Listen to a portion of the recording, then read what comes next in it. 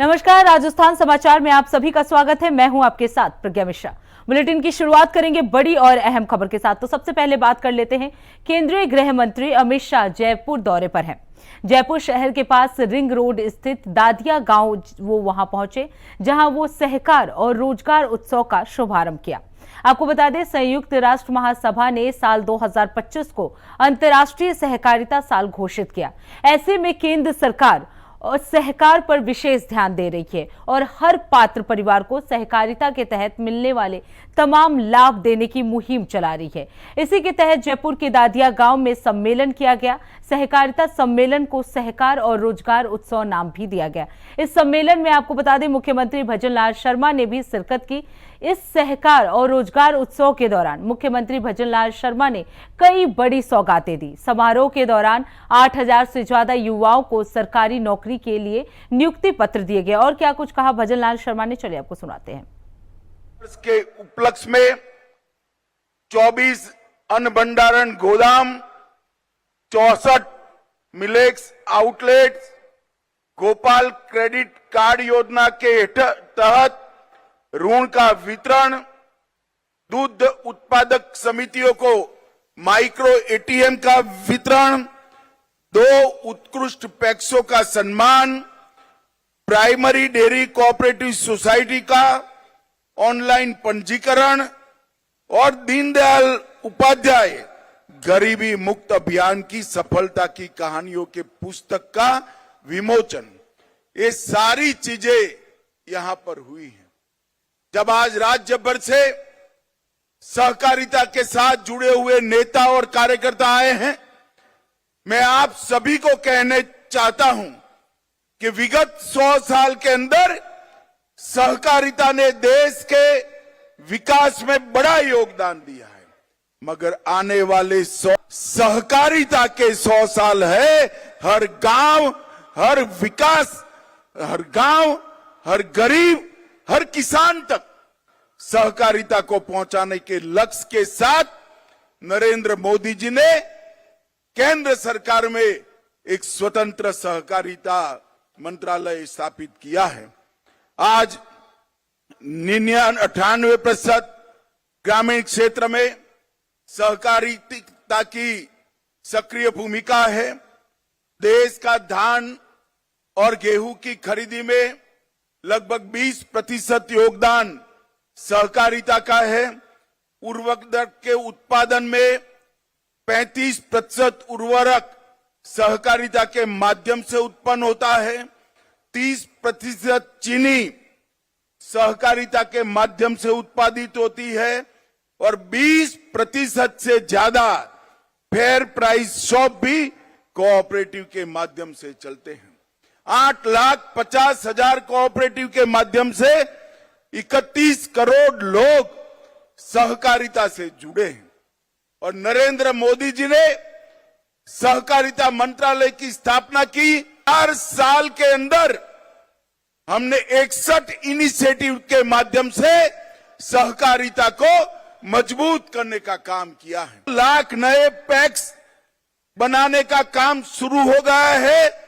उसमें से 40,000 पैक्स बना लिए गए हैं। सभी पैक्स का कंप्यूटराइजेशन समाप्त कर दिया गया है। सभी पैक्स के मॉडल बायलॉज सभी राज्यों ने स्वीकार कर लिए हैं और इसके साथ साथ गोडाउन बनाने का काम भी शुरू हुआ है। ऑर्गेनिक प्रोडक्ट्स एक्सपोर्ट और बीज संवर्धन के लिए नई समितियां बनी हैं। दलहन, तिलहन और मक्का जो नाफेड और एनसीसीएफ के ऐप पर रजिस्टर कराता है, वो सभी किसानों का दलहन, तिलहन और मक्का एमएसपी पर खरीद में 500 मैट्रिक टन क्षमता के 200 गोदामों का निर्माण भंडारण क्षमता में वृद्धि की दिशा में महत्वपूर्ण भूमिका निभाने जा रहा है। आज 24 गोदामों का लोकार्पण किया गया है। साथ ही श्री अन्न के प्रोत्साहन हेतु 64 मिलेट्स आउटलेट्स की सौगात भी दी गई है। आज 2300 से अधिक डेयरी सहकारी समितियों को माइक्रो एटीएम वितरित किए जा रहे हैं। गोपालक क्रेडिट कार्ड योजना के तहत 1 लाख रुपए तक का ब्याज मुक्त ऋण उपलब्ध करवाया जा रहा है। इस वर्ष हमने 2.5 लाख अतिरिक्त गौपालक परिवारों को इस योजना में शामिल करने का लक्ष्य भी लिया है। इस योजना में 300 करोड़ से अधिक का ब्याज मुक्त ऋण दिया जा चुका है। आज 1400 गौपालकों को 12 करोड़ रुपए का ऋण वितरण किया गया है। हम नया कोऑपरेटिव कोड लाने की दिशा में कार्य कर रहे हैं तथा माननीय अमित शाह जी के मार्गदर्शन में इसका सफल क्रियान्वित कर राज्य में सहकारिता आंदोलन को नई ऊर्जा देने के लक्ष्य को ध्यान में रखकर काम कर रहे हैं। माननीय प्रधानमंत्री नरेंद्र मोदी जी के नेतृत्व में देश में सर्वजन हिताय के संकल्प के साथ विकसित भारत की दिशा में तेजी से आगे बढ़ रहा है। माननीय मोदी जी का कहना है कि देश में 4 जातियां हैं, महिला, युवा, गरीब और किसान। अगर इनका उत्थान होगा तो निश्चित रूप से हमारे देश का उत्थान होगा। देश के यशस्वी प्रधानमंत्री जी एवं माननीय गृह एवं सहकारिता मंत्री जी के मार्गदर्शन में राजस्थान की डबल इंजन की सरकार इन चारों वर्णों के कल्याण के लिए काम कर रही है। माननीय प्रधानमंत्री नरेंद्र मोदी जी के नेतृत्व में और आपके मार्गदर्शन में हमने 5 साल में 4 लाख नौकरियां सहित 10 लाख रोजगार उपलब्ध कराने का लक्ष्य तय किया है। आपने देखा 75,000 से अधिक सरकारी पदों पर नियुक्तियां दी जा चुकी हैं। आज 8,000 से अधिक नवनियुक्त युवाओं को नियुक्ति पत्र दिए गए हैं।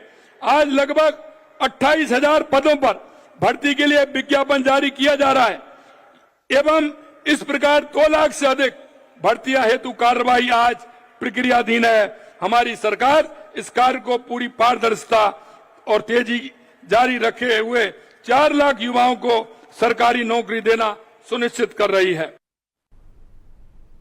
अब रुक करते हैं अगली खबर की। चाकसू में अभिनव शैक्षणिक और सामाजिक विकास संस्थान द्वारा प्रतिभा सम्मान समारोह और संस्कृति उत्सव 2025 का भव्य आयोजन जो है वो मानव ग्रुप ऑफ इंस्टीट्यूशन परिसर में किया गया। मुख्य अतिथि केंद्रीय सामाजिक न्याय और अधिकारिता राज्य मंत्री रामदास अठावले ने किया। आपको बता दें, इस दौरान राज्य मंत्री ने कहा कि असली प्रतिभा मेहनत, लगन और सोच से झलकती है। इस अवसर पर राजस्थान बोर्ड की 12वीं की टॉपर उर्मिला रेगर सहित 250 से अधिक विद्यार्थियों को सम्मानित किया गया।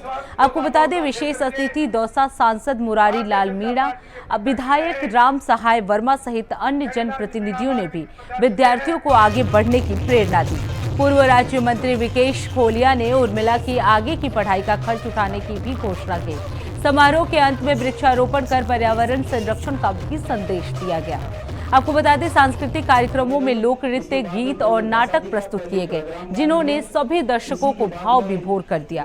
कार्यक्रम में बड़ी संख्या में छात्र, अभिभावक और गणमान्य नागरिक जो है वो उपस्थित रहे। उर्मिला ऐसी परिवेश से है जहां पर सुविधाओं का अभाव है।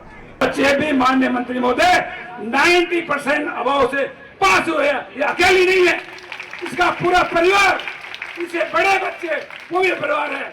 मैं आपके माध्यम से भारत सरकार को, आपके माध्यम से ये कहना चाहूंगा, ऐसे परिवारों को सरकार ध्यान नहीं देती। इसके लेके मैंने मुख्यमंत्री जी तक, कन्हैयालाल जी को भी मैं इस बारे में कहूंगा कि आपको भी मैं अवगत कराऊंगा कि ऐसे ही बच्चे, ऐसे परिवार को हमें सरकार को ध्यान आकर्षित करवाना चाहिए कि ऐसे परिवार को आगे बढ़ाने के लिए उनको संसाधन जुटाए ताकि वो परिवार आगे बढ़ सके। इसके साथ साथ मैंने एक निर्णय लिया कि इस परिवार को आगे बढ़ाने, इस बच्ची को कैसे आगे प्रवेश किया जाए, कैसे एजुकेशन किया जाए, क्योंकि इस परिवार को, इन बच्चे जो पहले पढ़े हो आज भी घर बैठे हुए हैं, क्योंकि पैसे, आर्थिक युग है, आगे पढ़ाई संसाधन के लिए पैसा चाहिए। तो मैंने माननीय मंत्री महोदय, मैंने ये निर्णय लिया, मेरी संस्था ने निर्णय लिया कि इस बच्ची का आगे पढ़ाई का परवरिश जो भी खर्चा होगा, ये संस्था अभिनव शैक्षिक सामाजिक संस्था जो मैं चलाता हूँ, उसके माध्यम से पूरा खर्चा, चाहे सिविल सर्विसेज की तैयारी के लिए दिल्ली और कहीं भी जाएंगे, उसका पूरा खर्चा मैं उठाऊंगा। ज्यादा समय नहीं लूंगा क्योंकि आपको कई कार्यक्रम में और कहना तो मुझे बहुत कुछ था, मगर मैं आपसे, आप लोग, आपके सामने ये कहूंगी, आप जैसे भी हो राजस्थान सरकार को भी अवगत कराए और केंद्र सरकार को अवगत करा के ऐसे बच्चे एक नहीं कई अनेकों बच्चे जिनके परवरिश के कारण ये पीछे बच्चे रह जाते हैं। जय हिंद, जय भारत, राम राम साहब। उर्मिला रेगर, मैंने 112 में 99.60 अंक प्राप्त करके राजस्थान में टॉप किया है। आज विकेश जी कोले पूर्व राज्य मंत्री राजस्थान सरकार ने मेरा सम्मान किया। मुझे बहुत अच्छा लगा क्योंकि कोई गरीब का सम्मान नहीं किया तो उन्होंने मेरा सम्मान किया। देखकर मुझे बहुत अच्छा लगा और मैं अपने छोटे या बड़े भाई बहनों को यही कहना चाहूँगी कि जितना हो सके मोबाइल से दूरी बनाए रखें, क्योंकि मोबाइल ही सबसे बड़ी, आज के ज़माने में मोबाइल सबसे बड़ी बीमारी होती है कि बच्चे इससे ज़्यादा आकर्षित होते हैं और उसकी तरफ भी बढ़ते हैं, तो अपनी पढ़ाई पर ध्यान नहीं रख पाते। उनको यही कहना चाहूँगी जितना हो सके मोबाइल से दूरी बनाए रखें और अपने विद्यालय और अपने टीचर्स पर भरोसा रखें, ना कि कोई बड़ी इंस्टीट्यूट या फिर संस्थान पर। अब रुक करते हैं अगली खबर की। खबर जोधपुर से है, जहां महाराजा गज सिंह विश्राम गृह में वीरता, त्याग और स्वामी भक्ति के प्रतीक वीर शिरोमणि मुकुंद दास खींची की 393वीं जयंती हर्षोल्लास से मनाई गई। दीप प्रज्वलन और पुष्प अर्पण के साथ कार्यक्रम की शुरुआत हुई। आपको बता दें, मुख्य अतिथि सीआईडी डीआईजी अजय सिंह, विशिष्ट अतिथि सांसद त्रिभुवन सिंह भाटी और कुलपति प्रोफेसर प्रदीप कुमार प्रजापति जो है वो उपस्थित रहे। समारोह में 200 से 50 से अधिक लोगों ने भाग लिया। अध्यक्ष करण सिंह उचियारा और वीर मुकुंद दास जी के बलिदान और स्वाभिमान भक्ति का स्मरण कराया गया। समारोह में संस्कृत सभ्यता के संरक्षक क्षत्रिय और यादों का झरोखा पुस्तक का विमोचन भी किया गया। आपको बता दें, लेखक रघुनाथ सिंह खींची और लोकेंद्र सिंह खींची को भी इस दौरान सम्मानित किया गया। अतिथियों ने ऐसे आयोजन को नई पीढ़ी के लिए प्रेरणादायक बताया। वहीं प्रोफेसर डूंगर सिंह खींची ने आभार जताया और माता जी स्वर्गीय लहर कंवर को श्रद्धांजलि दी गई। मंच संचालन डॉक्टर भूम सिंह पतावत ने इस पूरे कार्यक्रम को संबोधित किया। समारोह में कई गणमान्य नागरिक जो है वो भी उपस्थित रहे। कि आज के लोग केवल मात्र पद की लालसा में भी राज पलटने और दल बदलने के लिए लालायित रहते हैं, वहां उस व्यक्ति ने पूरा राज ठुकरा दिया। इससे बड़ी राजनीतिक शिक्षा की बात। अब रुक करते हैं अगली खबर की। राजकीय उच्च प्राथमिक विद्यालय करणगढ़ में छात्र हित को ध्यान में रखते हुए भामाशाह और पंचायत समिति सदस्य सीता लादू लाल मेघवंशी द्वारा विद्यालय को 10 वाटर कैन जो है वो भेंट की गई है। ये पहल प्रधानाध्यापक अरविंद सिंह के मार्गदर्शन और दिशा निर्देश में संभव हो पाई। लंबे समय से विद्यालय में स्वच्छ पेयजल हेतु वाटर कैन की आवश्यकता जो है वो महसूस की जा रही थी। इसी योगदान से विद्यार्थियों को स्वच्छ पानी उपलब्ध हो सकेगा, जिससे उनके स्वास्थ्य और पढ़ाई दोनों पर सकारात्मक इफेक्ट पड़ेगा। आपको बता दें, कार्यक्रम के दौरान विद्यालय परिवार ने सामूहिक रूप से इस पहल की सराहना की और आभार व्यक्त किया। इस अवसर पर शिक्षक और छात्र छात्राएं भी जो है वो उपस्थित रहे। ये कार्य छात्र सुविधा और सामुदायिक सहभागिता का एक प्रेरणादायक उदाहरण बना।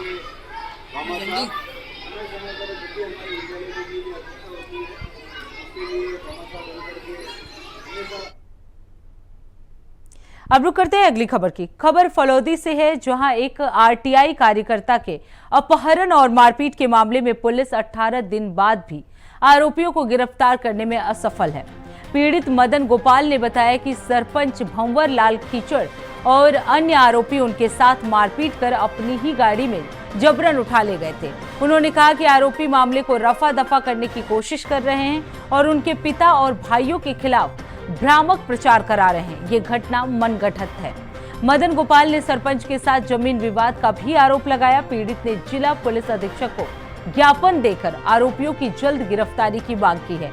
पुलिस थाना फलौदी के जांच अधिकारी महेंद्र दत्त शर्मा ने कहा कि विशेष टीमें गठित कर आरोपियों की तलाश जारी है और जल्द ही उन्हें गिरफ्तार कर लिया जाएगा।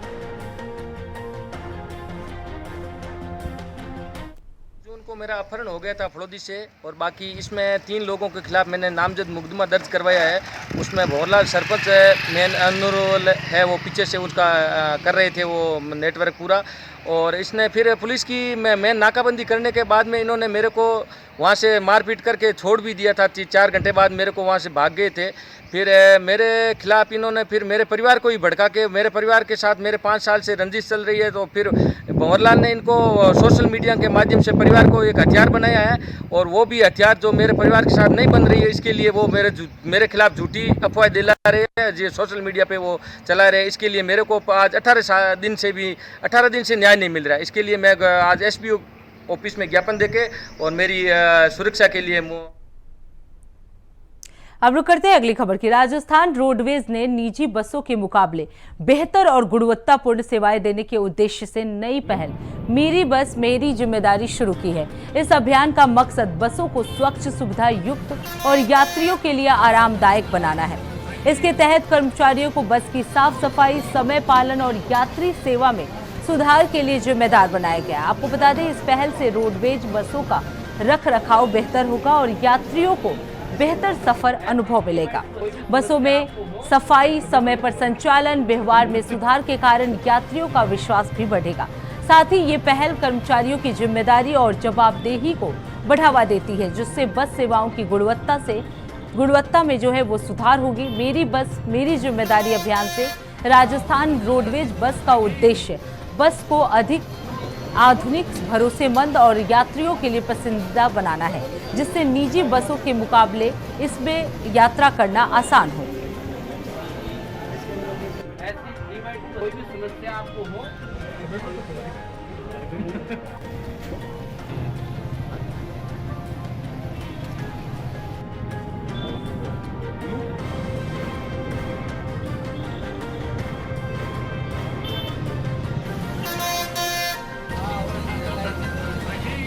अभी राजस्थान रोडवेज में हमारे अध्यक्ष महोदय और प्रबंध निदेशक महोदय ने मेरी बस मेरी जिम्मेदारी अभियान चालू किया है। इसमें इसका मेन उद्देश्य ये है कि निगम की जितने भी वाहनें हैं जो पुरानी हो चुकी हैं या नई हैं, उनमें जैसे रूट पे चलती है तो वो आए दिन ब्रेकडाउन होते हैं या कहीं से सीट टूट जाती है, कहीं और उसमें टूट फूट हो जाती है। तो इस अभियान के तहत हमारे हर डिपो में एक मैन प्रभारी बनाया है, मैनेजर ऑपरेशन को, उसके नीचे पर्यवेक्षक बनाए गए हैं, जिनमें हमारी बसों में उनके नाम और मोबाइल नंबर भी लिखे हुए हैं। किसी भी बस में जैसे सीट का कोई इश्यू हो, फैन का इश्यू हो, चार्जिंग पॉइंट का इश्यू हो या बॉडी से संबंधित हो, टायर से संबंधित हो, बस की मतलब जितनी भी समस्याएं हैं वो सब समस्याएं एक आदमी के ऊपर लागू की गई है कि ये मेरी बस है और ये मेरी जिम्मेदारी है, इसको ठीक करने का काम मेरा है। मेरी बस मेरी जिम्मेदारी के अंतर्गत मतलब हर बस के अंदर एक प्रभारी और एक पर्यवेक्षक नियुक्त किया गया है, और जिनके नंबर वाहन के अंदर भी लिखाए हुए हैं। यात्रियों को अगर किसी प्रकार की असुविधा होती है, जैसे मतलब सीटों से संबंधित हो, पैनिक बटन से किसी भी प्रकार की असुविधा अगर लगता हो उनको, तो बसों के जो नंबर लिखाए हुए हैं उन नंबरों को फोन करके प्रभारी और पर्यवेक्षक को अवगत करा सकते हैं, जिससे उनका समाधान जल्द से जल्द किया जाए।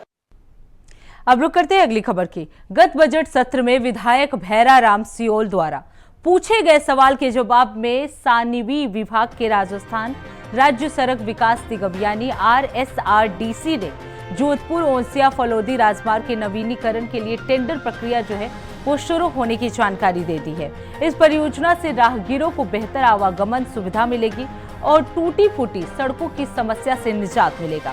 ओसिया विधायक भैराराम सियोल ने कहा कि ये सड़क लंबे समय से रखरखाव की स्थिति में थी और इसके सुधार के लिए उन्होंने राज्य सरकार का ध्यान आकर्षित किया। इस स्टेट हाईवे के नवीनीकरण पर 66 करोड़ रुपए की लागत आएगी और ये लगभग 120 किलोमीटर लंबा है। ये राजमार्ग दोनों जिलों को जोड़ने के साथ साथ व्यापारिक और सामरिक दृष्टि से भी अत्यंत महत्वपूर्ण है।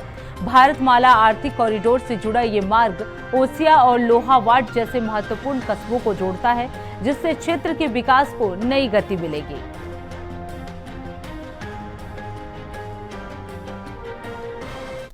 पूरे राजस्थान में ऐसे विकास को श्रेष्ठ आ जाता है। उन्होंने ओसिया विधानसभा में जो नगर पालिका कॉलेज ओसिया में जो 3.5-4 किलोमीटर सड़क बन रही है, सीसी सड़क, ये भी उनके प्रयासों से हो रही है। अभी जो जोधपुर स्टेट हाईवे जोधपुर बताने बताने टिहरी और सिया फलोदी तक ये स्टेट हाईवे बन रहा है, तो का प्रयास है। और विजय जी को और राजस्थान सरकार के पूरा मुख्यमंत्री जी को बहुत बहुत धन्यवाद। अब रुक करते हैं अगली खबर की। झमाझम बारिश ने नागौर शहर को थाम दिया है। जी हां, शहर के शिवबाड़ी चौक में कई फीट पानी भर गया है। सड़कें नालों में तब्दील हो गई हैं। प्रशासन ने कई जगह नाले साफ कराने की कोशिश की, लेकिन पानी की निकासी नहीं हो पाई। सड़कें पानी में डूब गई हैं और बारिश ने एक बार फिर शहर की ड्रेनेज व्यवस्था की पोल खोल दी है। आधे घंटे की बारिश से तापमान में गिरावट देखने को मिली, लेकिन बारिश के कारण नागौर शहर के निचले इलाकों में शिवबाड़ी, कुम्हारी दरवाजा में जल भराव हो गया। नगर परिषद की नालों की सफाई व्यवस्था पर भी सवाल खड़े हो रहे हैं, क्योंकि बारिश के पानी की निकासी नहीं हो सकी। मुख्य राजमार्गों पर भी पानी भर जाने से लोगों को आवागमन में परेशानी हो रही है।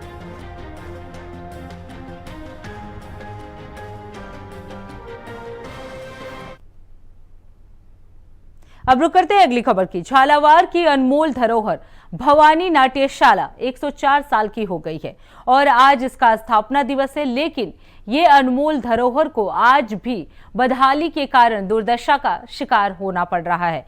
इसका गौरवशाली इतिहास रहा है, लेकिन अब इसका इतिहास कहीं किस्से कहानियों में सिमट कर न रह जाए, इसके लिए प्रशासन को सार्थक पहल करनी होगी और इसके अंदर बंद पड़े ताले अब खोलने होंगे और आम जनता के साथ साथ इसमें कार्यक्रम कराने होंगे, जिसकी वजह से गुमनामी में चली गई इस भवानी नाट्यशाला को नई जान आएगी। इसके इतिहास के बारे में जाने तो ओपेरा शैली की बनी ये नाट्यशाला पूरे उत्तर भारत में प्रसिद्ध है।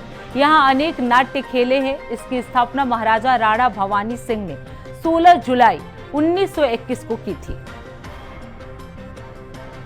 इतिहास के लिए मैं चाहता हूं कि प्रशासन इसको ज़्यादा से ज़्यादा मतलब प्रचार और प्रसार में लाए पहले ताकि अखबार के माध्यम से या और अपने चैनलों के लोकल चैनलों के माध्यम से इसे प्रचार प्रसार में लाए, इसके होर्डिंग लगाए और उसके बाद इसको सुचारू रूप से चलाने के लिए साफ सफाई और मैं तो समझता हूँ नगर निगम नगर परिषद झालावाड़ जो है उसके अधीन इसे दे देना चाहिए ताकि ये नगर परिषद इसकी देखरेख करे और ज़्यादा से ज़्यादा लोग यहाँ आए उसका लाभ उठाएं। खास बात ये है कि 1921 में महाराजा भवानी सिंह जी ने इसका निर्माण करवाया था। उन्होंने यूरोप के कई देशों की यात्रा की थी और यात्रा के दौरान उन्होंने जब देखा कि एक नाट्यशाला या रंगमंच ऐसा होना चाहिए तो तब उन्होंने इसका निर्माण करवाया। और ये पारसी ओपेरा शैली की बनी हुई, दरअसल जो अंडाकार होते हैं ना अपने विदेश के अंदर जो रंगशालाएं होती है, भव्य रंगशालाएं, उस आधार पर इसका निर्माण हुआ। इसमें इकोसिस्टम था। अब रुक करते हैं अगली खबर की। खबर डींग से है, जहां रिजर्व पुलिस लाइन के अन्वेषण भवन और एमटी गैरेज का उद्घाटन पुलिस महानिरीक्षक भरतपुर रेंज राहुल प्रकाश ने किया। वहीं इससे पूर्व पुलिस लाइन परिसर में पुलिस के जवानों ने आईजी राहुल प्रकाश को गार्ड ऑफ ऑनर दिया। इस दौरान डींग पुलिस अधीक्षक राजेश मीणा, एसपी अखिलेश शर्मा, जिले के सभी सर्कल के अतिरिक्त पुलिस अधीक्षक और सीओ सहित थाना अधिकारी जो हैं वो मौजूद रहे। आपको बता दें, उद्घाटन कार्यक्रम के दौरान पुलिस महानिरीक्षक राहुल प्रकाश ने जिले में उत्कृष्ट कार्य करने वाले पुलिस अधिकारी और कर्मचारियों को प्रशस्ति पत्र देकर सम्मानित किया। इस दौरान आईजी राहुल प्रकाश ने पुलिस के कार्यों की सराहना करते हुए कहा कि जनता की सेवा और सुरक्षा पुलिस की प्राथमिकता है।